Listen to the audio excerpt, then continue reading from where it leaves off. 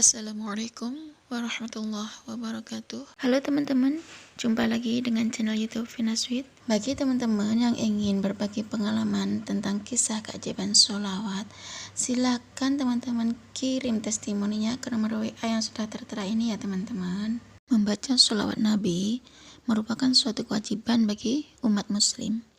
Sholawat Nabi bagi umat Islam merupakan bagian dari mencintai Nabi Muhammad Sallallahu Alaihi Wasallam.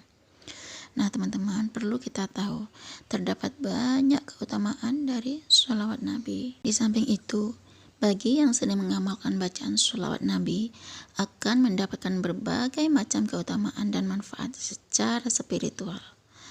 Ada riwayat mengenai keutamaan sholawat Nabi.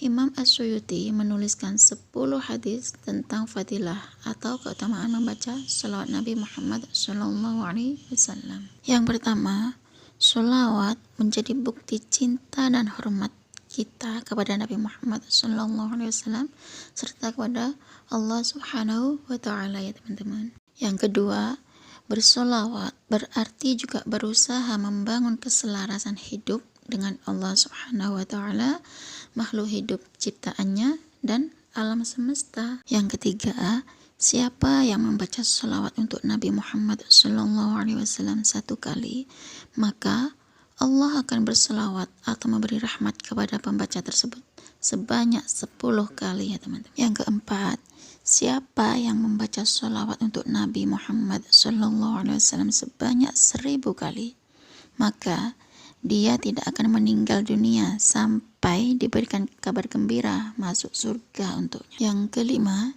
siapa yang membaca sholawat untuk Nabi Muhammad 100 kali, maka Allah akan merahmatinya 1000 kali. Yang keenam, siapa yang membaca sholawat untuk Nabi Muhammad 1000 kali, dia juga tak akan tersentuh oleh api neraka. Yang ketujuh, Nabi Muhammad Sallallahu Alaihi Wasallam bersabda, manusia yang akan bersamanya di hari kiamat adalah mereka yang paling banyak bersolawat kepadanya. Yang kedelapan, Nabi Muhammad SAW bersabda, solawat yang dibaca untuknya dapat menjadi peleburan dosa baginya yang membaca solawat itu dengan sungguh-sungguh. Yang kesembilan, Nabi Muhammad SAW bersabda, barang siapa yang bersolawat untuk Nabi Muhammad di hari Jumat 40 kali, maka Allah Subhanahu Wa Taala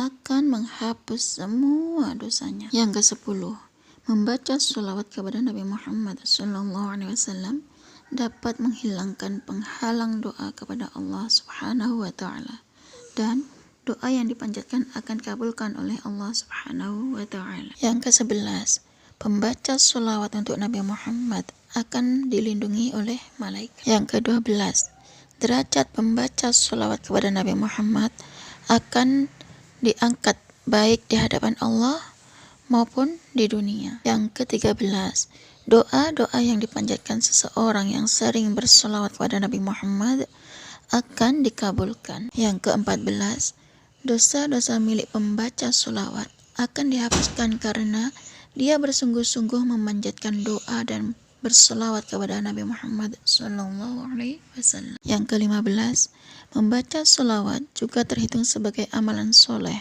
terhitung sebagai zakat di hadapan Allah Subhanahu Wa Taala. Yang ke-16, selawat menjadi bagian dari sedekah bagi mereka yang tidak mampu. Dengan ini, maka kita bisa selalu memberikan sesuatu untuk kebaikan lingkungan dan keseimbangan alam semesta secara spiritual. Yang ke-17, bacaan sholawat juga dapat menjadi pengingat yang jitu jika kita mulai lupa kepada tugas dan tanggung jawab.